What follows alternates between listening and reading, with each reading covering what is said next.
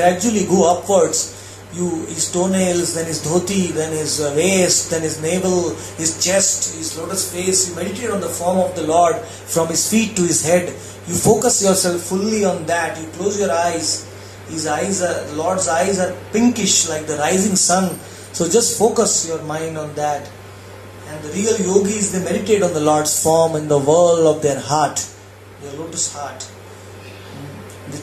Let his jewel-like toenails manifest in your heart. And for manifesting this, I will give you the mantra for Satya Yuga, the Dvadash Akshara mantra, the 12 syllable mantra. Om Namo Bhagavate Vasudevaya. Like that. Om Namo Bhagavate Vasudevaya. This mantra I will give you, 12 syllable mantra. You chant. If somebody chants this Om Namo Bhagavate Vasudevaya for 7 nights, one can see the demigods flying in the sky. Who wants to try? One can see the Siddha Purushas flying in the sky. Of course, one should not sleep for 7 nights. So, very difficult. At the morning time, you will see the Siddhas. So, anyway, our goal is not to see the Siddhas, we want to see Krishna only. So that is why we chant the Maha Mantra. Hare Krishna, Krishna Krishna, Hare Hare, Hare Ram, Ram Hare Hare, Nityananda. So he exactly followed his Guru's instructions. Narada said, you worship the Lord with many flowers, but especially you worship him with tulsi. And if tulsi is not available, even grass will do. Fresh grown grass you offer to the Lord, and tree bark or small buds, flower buds will also do. In that way you worship the Lord. And the deity of the Lord can be made in 9 forms, by 9: mind, earth, from glass, from jewels, from paper. Deity of the Lord can be made in 9 forms, from metal, like that. So one of the ways we can make a deity is by the mind also. We can make a deity in the mind. So you worship him like that, and you meditate on the pastimes of the Lord which he has performed in different incarnations also, and fully focus your mind, body and words in him. So when Dhruva heard these instructions from his Guru, Dhruva offered his pranam, obeisances, and he circumambulated Narada 4 times. His parikrama, pradakshina should be done always 4 times. Of tulsi, of God, of devotees, 4 times. We should do. If 1, 2 or 3 times is not complete, we should do 4 times. So in that way, then Dhruva left and Narada went to meet his father, Uttanpad, and Uttanpad has totally given up all his religious duties, his kingly duties. He was very much crying for his son. Oh, what I have done! Because of excessive attachment to my wife Suruchi, I gave up my lotus-like son Dhruva, and he's gone to the forest. By now Dhruva must be hungry and thirsty in the forest. He must be sleeping, and by now some lion or tiger must have devoured him already. So he was crying and crying, Uttanpad. So Narada consoled him, don't worry, now Dhruva is directly under the protection of the Supreme Personality of Godhead, so nobody can even touch his hair.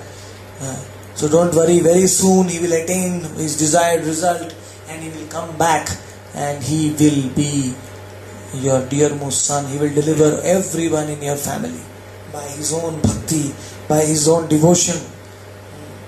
So in that way Uttanpad was pacified. Meanwhile Dhruva started his tapasya in Madhuvana. When he reached Yamuna after meeting Narada, he fasted that whole night. Then he began worshipping the Supreme Personality of Godhead, Lord Krishna. As Narada instructed him, Yamuna was flowing nearby. He was such a small child. And during the first month, Dhruva Maharaj, he ate only fruits and berries once in every 3 days. Once in every 3 days he eats some fruits and berries. Who can live without eating for 1 day?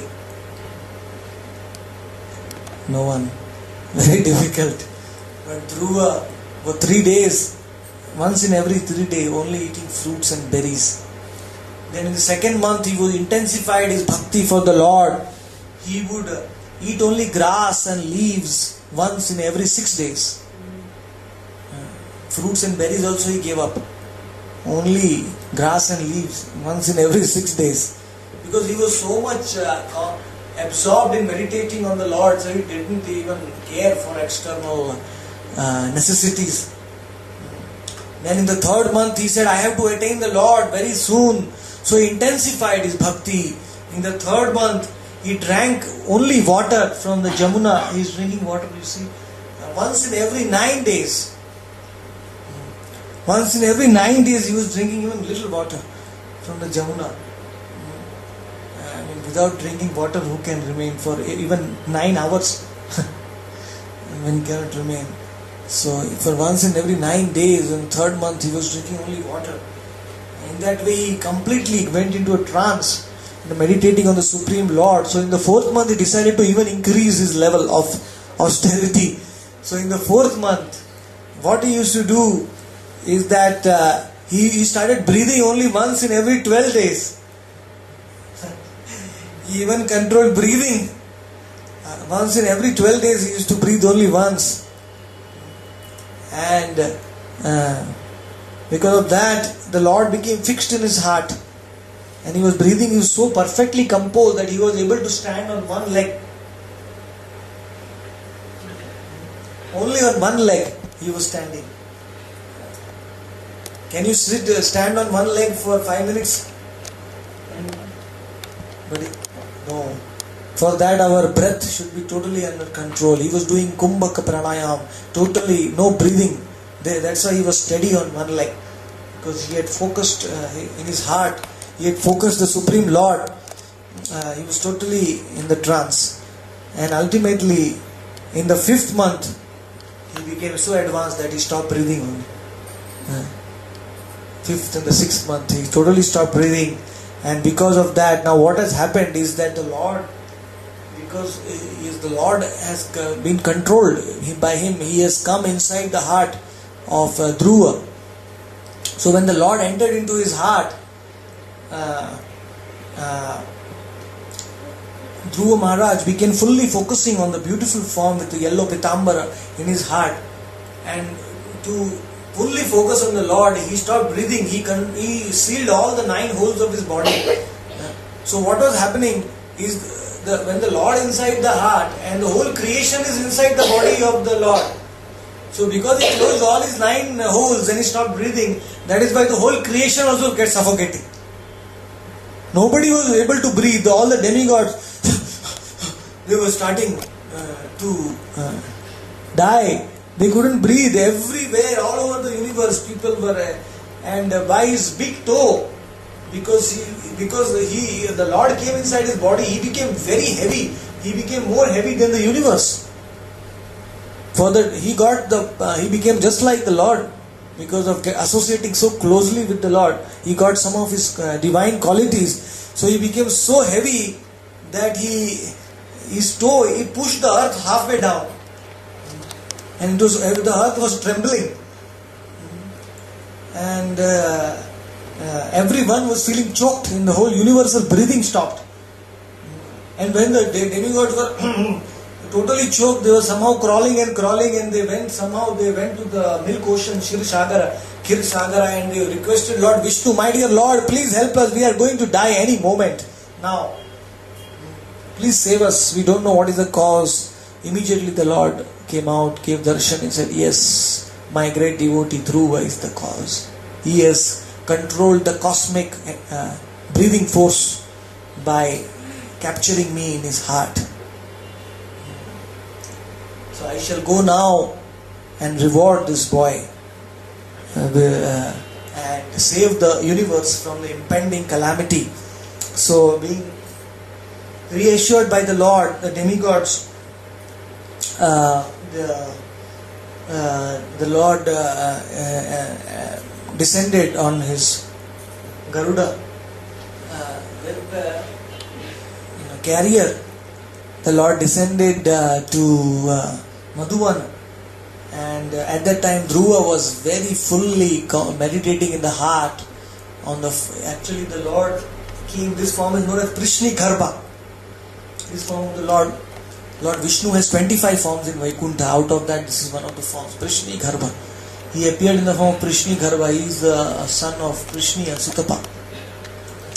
So he appeared before Dhruva. And the Dhruva, but Dhruva was not opening his eyes only, because he was seeing the form of the Lord inside. So he was not worried about outside, what is happening. So what the Lord did is, by mystic potency, he disappeared from inside. Antar Bahir Avasthitam. The Lord is inside as well as outside. So he disappeared from inside. So then Dhruva was, where are you? Where are you? Inside. I cannot see you. I cannot see you. I have captured you, but now where are you gone? And then Dhruva had to open his eyes only. What he could do, nothing else. He opened his eyes, and there he saw the same Lord whom he saw inside. No difference. Inside and outside. Same. The form of the Lord with 4 hands. So he became very highly excited through with transcendental emotion, seeing that the Lord is in front of him. In his transcendental ecstasy, Dhruva started drinking the beauty of the face of the Lord with his eyes become like cups. And he started kissing the lotus feet of the Lord with his lips. And he started embracing the form of the Lord with his arms. He wanted to use all his senses in touching the Lord. He was so attracted with the Lord. And in that way, the Lord understood. The Lord was situated in everyone's heart. So the Lord understood, now Dhruva wants to offer prayers to me, but Dhruva, he does not have the Sanskrit eloquence because he is 5 years old. So the Lord took his conch and the Lord touched the forehead of Dhruva. And when he touched the forehead, immediately Dhruva got all the knowledge how to offer prayers to the Lord. Tana bhilashi tapasi sthitoham tam prapatvam deva munindra guhyam kachan vichinman api divya ratnam swami kritarto asmi varam nayache. Like that. Many prayers are there in the Bhagvatam where he started glorifying Lord. He says that I have come to you for sthana, for getting a big post like Brahma. Tapasi sthitoham. But now I have got you. You are the diamond. What I have come for is only glass. I came for pieces of glass, but I have got you, the diamond, because you cannot be got even by Deva Munindra Guhyam. Even the Devatas and the Munis, you are not accessible to them. Now I have got you. I don't want the glass. I want you only. I want the diamond. Kritarto asmi. My dear Lord, I am fully satisfied seeing you. Varam nayache. I don't want to ask anything now. But there are many prayers. We don't have time.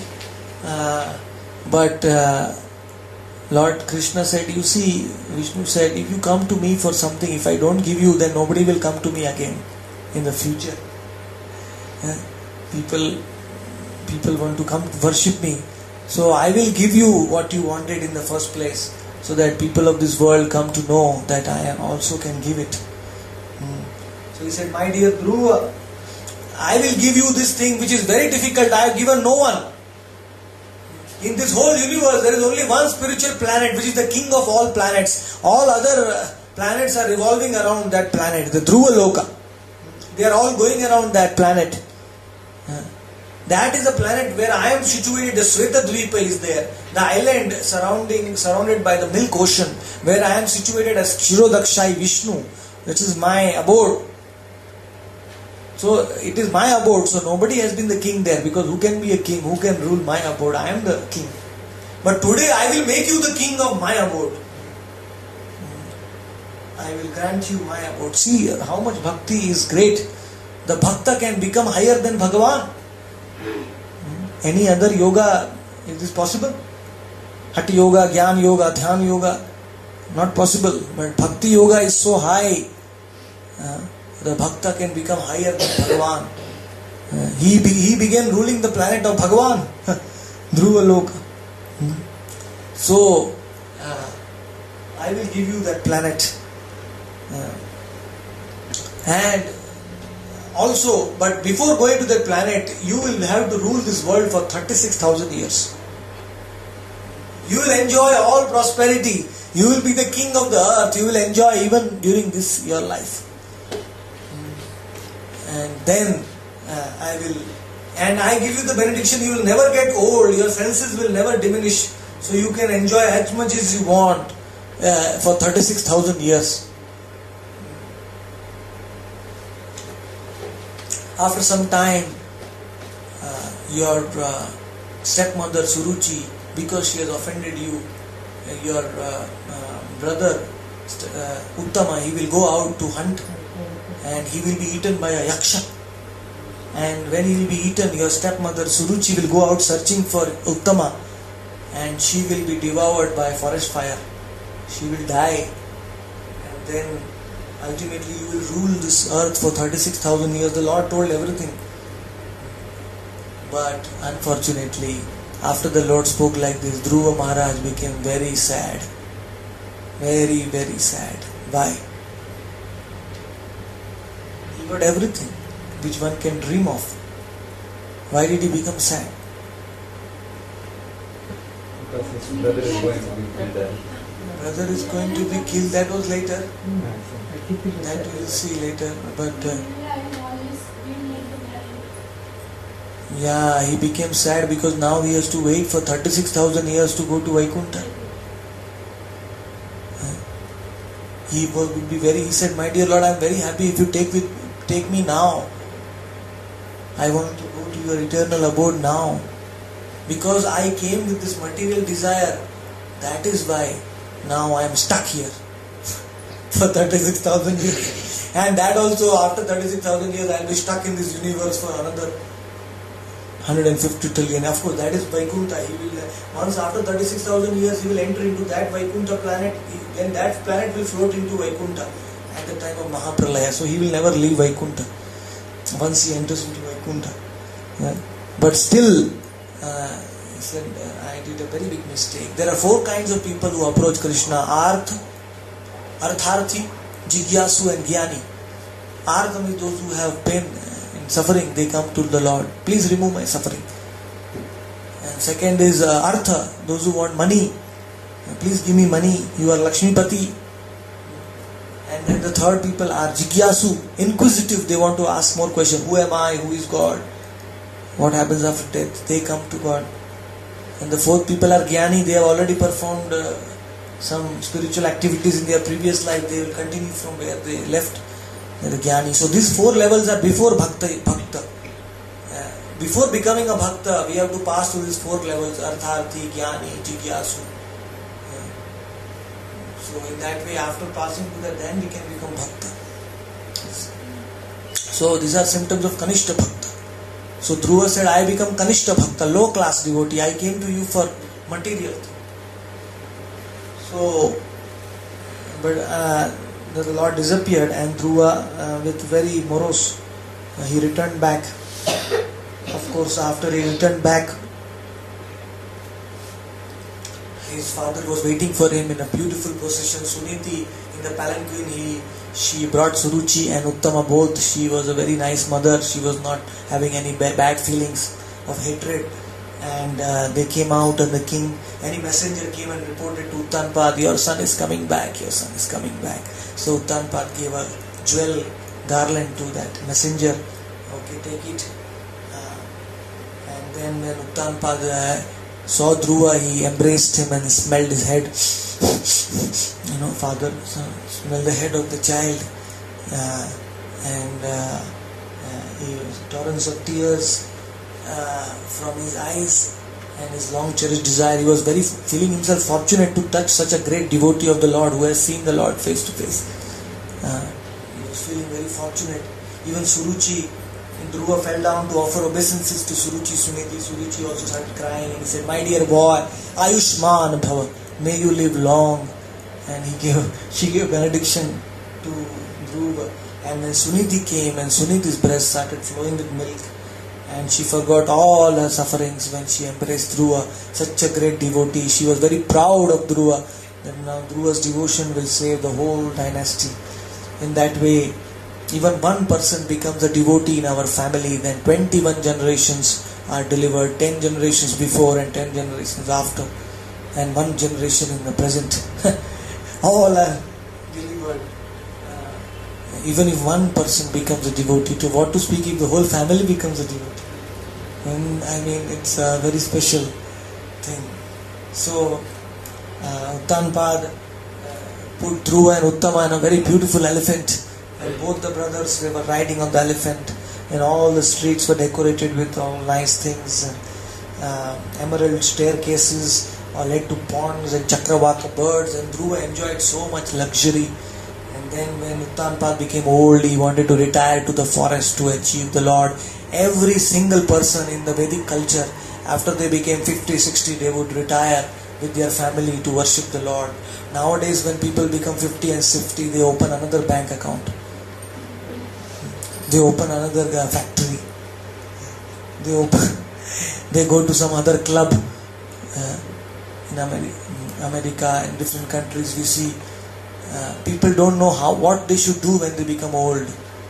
Even in India, nowadays, and the children, they throw their parents into hospital homes, and in what kind of homes, and the parents foolishly keep on staying there, reading the newspapers and seeing the television and wasting even their last part of their life.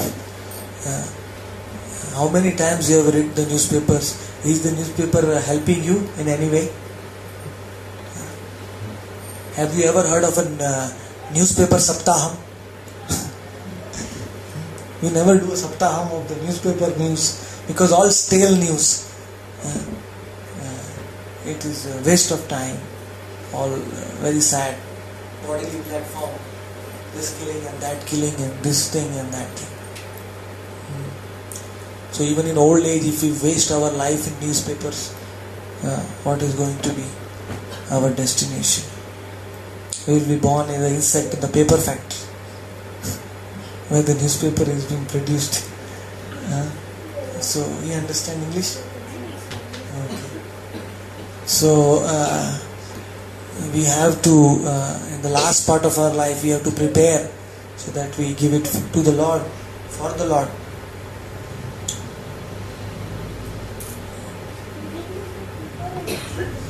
So Dhruva Maharaj became the king, and he married 2 wives, Brahmi, the daughter of Prajapati Shishu Mara, and from her she got 2 sons, Kalpa and Vatsara, and married another girl known as Ila, the daughter of Vayudev, and from her he begot a son known as Utkala and a daughter known as, very beautiful daughter. So in that way, one day Dhruva's brother did not marry Uttama. He went to the forest to hunt. He was hunting a man-eater Yaksha, killed Uttama, and then his mother, as predicted, she went out to search for her son. Her mother also died soon after trying to search for a son. And when Dhruva came to know about this sad news, he became very, very angry. He came out on his chariot. He mounted his chariot and directly attacked Alkapuri, the city of the Yakshas, or the Rakshasas. He wanted to destroy all of them. And then he came out and he reached Yakshapuri and blew his conch shell. He blew his conch shell. His conch shell was so powerful that all the Yakshas and the Yakshas' wives, they became very fearful. They came to know that we will lose our husbands now. And in that way, he was very expert charioteer and bowman, Dhruva Maharaj. So, thousands of Yakshas surrounded him and they became very angry. They got very afraid by his conch shell. They could not tolerate that sound. So they jumped on him. 130,000 Yakshas at one time. They jumped angrily on Dhruva Maharaj. And each of them was releasing 6 arrows at one time. So you can imagine how many arrows were coming at Dhruva at one time. 130,000 into 6. And Dhruva, and there were swords and tridents and lances and shower of weapons, and just like a mountain, torrents of weapons were coming on Dhruva. And Dhruva Maharaj started killing the yakshas in many numbers, thousands and thousands of numbers. But when these arrows started coming, they totally covered Dhruva's chariot, and it was looking like full with arrows, fully covered. And then there was a sound from the sky. All the devatas said, "Oh, Dhruva, the son of Swayambhu Manu is dead now. He's lost. He's gone. He's gone." Everybody was saying like that. And at that time, suddenly all the arrows were thrown apart, and Dhruva's chariot emerged like the sun from inside. The sun bursting from the dense clouds, like that. And then he started releasing his incessant arrows. And he started killing the yakshas like left and right, and he pierced their legs and hands and smashed their shields and all kinds of things. And then they all were dead. They retreated back, and Dhruva was relaxing. He said, "We cannot trust the Rakshasas. Anything can happen." In that moment, suddenly there was a tremendous sound in the sky, and a great ocean of clouds started approaching him. There was thunder and encroaching darkness, and the lightnings and torrents of rains fell, which was filled with blood, pus, mucus, urine, marrow, headless trunks, and all these things were falling from the sky and on Dhruva. And hailstones and lances and clubs and stones were getting attacked. One mountain came, and the mountain was releasing all the sharp arrows at Dhruva. And he was trying to devour Dhruva, and mad elephants started running after him, and lions and tigers, and such like Mahapralaya time, so much thing was created. At that time, Dhruva, knowing what to do, he closed his eyes and he started chanting Hare Krishna, Krishna Krishna, Hare Hare, Hare Rama, Rama Hare Hare, Nityananda Gaura. When you are in very deep trouble at the time of death, what will you remember? Remember the name of the Lord. Constantly started meditating. So all the devotees of the Lord came there, told him, "My dear Dhruva, don't forget, you have remembered the name, so you are protected. Use your famous weapon known as Narayanastra. You remember you have that weapon." So immediately Dhruva removed that Narayanastra, and in the moment he put Narayanastra on his bow, immediately all this illusion was dispelled, and the sky became clear. Everything vanished. And then he released the Narayanastra. The Narayanastra had golden feathers, each arrow. So when he released the Narayanastra, each astra multiplied into 7 arrows, multiplied into thousands and thousands of arrows, the Narayanastra. And from that all the yakshas were killed, their hands and legs were severed, and innumerable yakshas were lying dead on the battlefield. And with the Narayan astra and the other arrows, Dhruva cut all their limbs to pieces. And what happened is, because they died in the hands of a great devotee, where did they get born next life? They took birth in Satya Loka, the topmost Brahma Loka in this universe, where only Akhanda Brahmacharis they can get born in Satya Loka. When you perform Brahmacharya Vrata for 100 years, you take birth in Brahma Loka. So they died while fighting, so they got birth in Brahma Loka immediately. But when Swayambhu Manu saw that all the yakshas are getting killed, he came to Dhruva and said, "Dhruva, stop it, you are a devotee. Why are you committing so much violence? This is sinful, stop it. Why are you so angry? The Uttama and Suruchi have died. We die, we live because of our own karma. The yaksha was only an instrument. Ultimately the Lord's desire is there. Actually the Lord is the cause for what happens to us, but the Lord is not the cause also for what happens to us. Because in one way the Lord is permitting what is happening to us, but ultimately because of our karma we are getting that. So we are the cause. So why we should blame others? So my dear